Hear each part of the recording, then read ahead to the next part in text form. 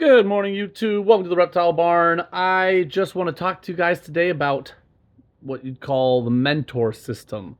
We've talked about it before a little bit, I'm sure, but just had something happen. A customer of ours, great people, they bought a snake from us a good while back. Recently, just reached out. Their snake wasn't eating, and maybe he was starting to have some like health concerns. So we talked a ton. And eventually, we realized they've been keeping their ball python way too wet, right? Now, here's where today's topic comes in. This is a responsible keeper, right? Like, they jumped on this, they reached out to us, we're helping them with treatment, and they've got a vet visit already scheduled, even though it's very hard to get in with exotics vets, anytime before 3 months from now, when it's a new customer and whatnot. But they're on it, right? So this was not a case of negligence. This was a case of they were just misinformed by the internet. They did their research before they bought their animal, set up their tank before they got their animal. They did things right, but the internet, as many of you guys know, often tells you that a ball python, like Skittles here, needs 60 to 70% humidity at all times. I disagree with that, as anyone who's watched my channel for a long time knows. But, and that's a topic for another video. I don't want to get into ball python humidity right now, but just know that I disagree. And in order to maintain that kind of humidity in a typical enclosure, this customer had to be spraying so much water into there, just super, super frequently, trying desperately to keep the humidity where they thought their snake needed it to be healthy and safe. Well, mold happens, scale rot happens. You can get respiratory infections this way.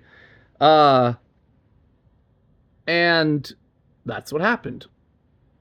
And the snake's, going to be fine. We're taking care of it.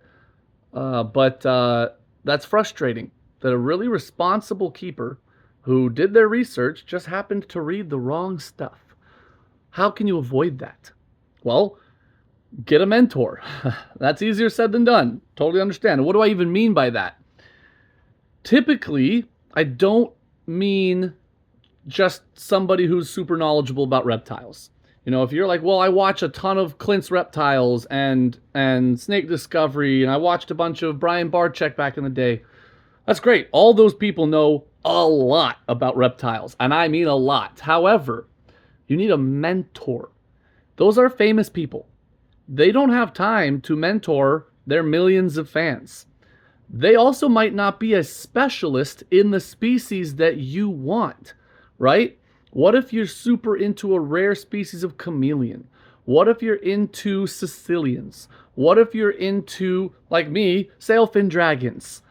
I'm not going to reach out to Snake Discovery about sailfin dragons. They might know plenty about them, but I want a specialist. I want somebody with a ton of experience keeping sailfin dragons in captivity, but hopefully breeding them successfully. And somebody who that's kind of their thing, right? But then I also have to find someone who meets those qualifications and is also willing to talk to me and answer my questions, potentially very quickly if I'm having a problem. It's hard to find somebody like that.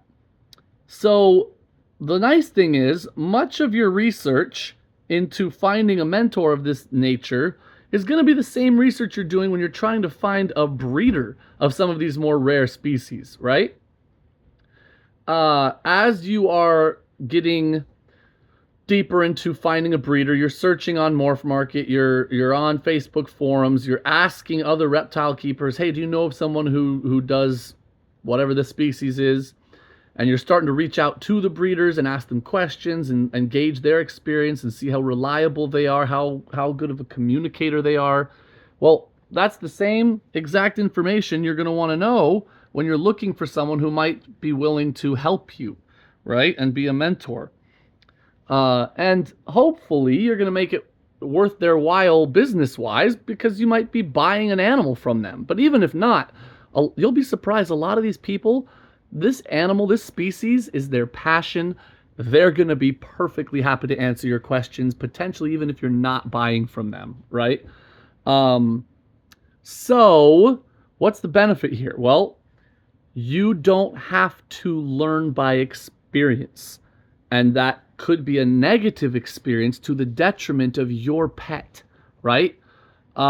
Instead, you can go to somebody who has raised smooth-fronted caiman for the last 22 years, and they've had all the painful experiences. They've messed up. They've figured out which parts of the kind of online conversation around this animal are maybe outdated or just straight up wrong. They have figured all that out. And if they're willing to communicate with you, you don't have to go through those painful mistakes. They can, or they did, right? And they will help you to have the best, most positive, and safest experience with your animal that you possibly can have. They can't save you from accidents, right? Sorry, this snake that I thought was going to be so awesome in this video is not contributing to the cohesiveness of the video. He's all over the place. That's okay. He's a great animal. Excuse me. So anyway, that's the main thing I wanted to get to in this video. Like, if you guys have questions about any of the species that I keep, or even species I don't keep, I'm going to try and answer you, but I'll also be very honest. If I don't know, I'm going to say I don't know. And I will, even then, I'll try to point you towards someone that I think does know, that you could reach out to, right? If you have questions about sailfin dragons, I can probably answer those questions better than most reptile people in the United States. Not all, but most, because I've kept them and bred them. I've kept wild caught. I've kept captive bred. I've raised them from babies. I've bought them as adults. Multiple species of sailfin dragons. So, and I have maintained contact with people and keepers of sailfin dragons who are more experienced and more knowledgeable than me. So if it's a question I don't know how to answer, I still might have a resource to find the answer, right? Now that doesn't mean that if you have a ball python question, I won't answer that too, but the danger becomes there's thousands and thousands of people keeping ball pythons, even semi-professionally. I am just one more voice in the sea of voices that might answer ball python questions differently than someone else. For example, I'm going to tell you don't keep them at 60% humidity. That's not going to go well for you. But that runs counter to what a lot of other people might say. At the very least, unless you do a lot of work on your enclosure so that it can handle that sort of humidity, right? But my point is, I'm not one of the premier voices in ball python keeping. I'm happy to help, of course, but when you're looking for a mentor, you want to find a specialist, I guess.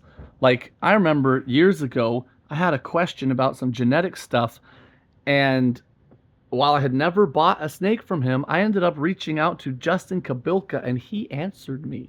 And I was like, whoa, that's crazy. This guy is a big deal in ball pythons. He's one of the biggest deals in ball pythons, and he took the time out of his day to answer my questions and help me with an ID. I've never forgotten that. I was just blown away. And I have bought animals from him since then, but I thought that was a really high character thing, because I can't imagine how much he gets bombarded from people for random ball python questions. But he's one of the experts, right? So anyway, I don't want to drag this on. I'm just letting you know, in my opinion, if you can possibly help it, finding a mentor, especially for a species you've never kept before, who is a specialist with a lot of experience in that species, is going to serve you and your animals better than relying on YouTubers or the kind of forums and random articles you're going to find and comments on videos or whatever the case may be. Finding a mentor who can kind of sift through that mountain of information and narrow it down to the really correct and pertinent things for you, that's the way to go if you can possibly manage that. And over the 10, 11 years I've been doing this, I have cultivated relationships with 4 or 5 people for some of the more rare species that I keep, who to this day I still turn to for help if needed with those species. And it has just saved me so much stress digging through social media, etc. Right? So definitely the way to go. That's what I'd recommend. Find a mentor or multiple mentors, and you're going to be happier for it. And that is all, guys. So thank you so much for watching. Hope you all had a wonderful Thanksgiving, by the way. We did. And until next time, we're the Reptile Barn.